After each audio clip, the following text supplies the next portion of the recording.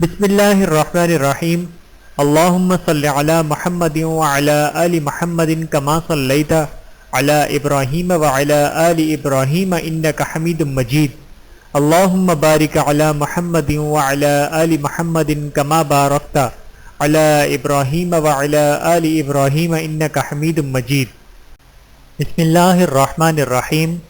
خواتین کے لیے رمضان المبارک کا خاص تحفہ۔ خواتین اور رمضان المبارک۔ بسم اللہ الرحمن الرحیم۔ سبق نمبر 8۔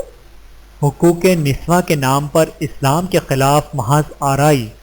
دشمنان اسلام، یہود و نصارہ اور اسلامی ممالک میں رہنے والے منافقین اور سیکولر عناصر جو ان کی سرگرمیوں کو وسیع کرنے میں ان کے دست و بازور بنے ہوئے ہیں، سب مختلف انداز سے اسلام کے خلاف برسر پیکار ہیں۔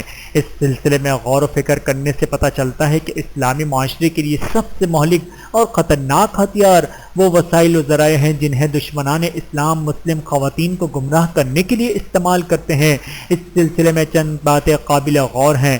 نمبر 1، عورت انتہائی کمزور، حساس اور کسی چیز سے بہت جلد متاثر ہونے والی جذباتی صنف ہے۔ نمبر 2، عورت بذات خود معاشرے کا نصف حصہ ہے اور مرد جو نصف ثانی ہے اس کی تربیت بھی عورت ہی کرتی ہے، گویا عورت ہی پورا معاشرہ ہے۔ نمبر 3، عورت ہی گھر کے بچوں کی قیادت کرتی ہے۔ نمبر 4، عورت بھی اپنے شوہر کے گھر کی ذمہ دار ہے اور اس سے اس کی ذمہ داری کے متعلق باس پرس ہوگی۔ نمبر 5، عورت بچوں کی تعلیم و تربیت اور ان کی ذہن سازی کرتی ہے۔ نمبر 6، مذکورہ تمام چیزیں ہماری خواتین کی بھاری ذمہ داریوں میں شامل ہیں، اسی لیے سید قطب رحمۃ اللہ نے خواتین کو قلعہ یعنی گھر کا نگہبان قرار دیا ہے۔ نمبر 7، اب آپ تصور کریں کہ اگر نگہبان ہی بگڑ جائے یا غلط اور فاسد افکار کی حامل ہو تو مسلم گھر کا کیا حشر ہوگا۔ یقیناً ایسی صورت میں بڑے ہی بھیانک نتائج برآمد ہوں گے۔ اس لیے ہماری مسلم خواتین کے لیے ضروری ہے کہ وہ دشمنوں کے فریب سے آگاہ رہیں اور اپنے اوپر ہونے والے مسلسل حملوں کا مقابلہ کرنے کے لیے مندرجہ ذیل باتوں کا التزام کریں۔ نمبر 1، اپنے دین کی اتباع اور امر کی پیروی کرنا، نیز نواہی سے اجتناب کرنا تاکہ اپنے آپ کو انحراف الحاد سے محفوظ رکھ سکیں۔ نمبر 2، تمام ممکنہ وسائل کے ساتھ دوسری خواتین کی بھی اتباع دین کی دعوت دینا اور اس پر آمادہ کرنا۔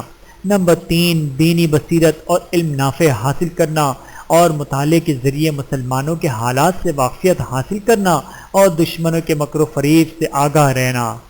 اللہ تعالی ہم سب کو عمل کرنے کی توفیق عطا فرمائے، آمین ثم آمین۔ ویڈیو دیکھنے کا بہت شکریہ۔ مزید ویڈیوز دیکھنے کے لیے ہمارے چینل کو سبسکرائب کریں۔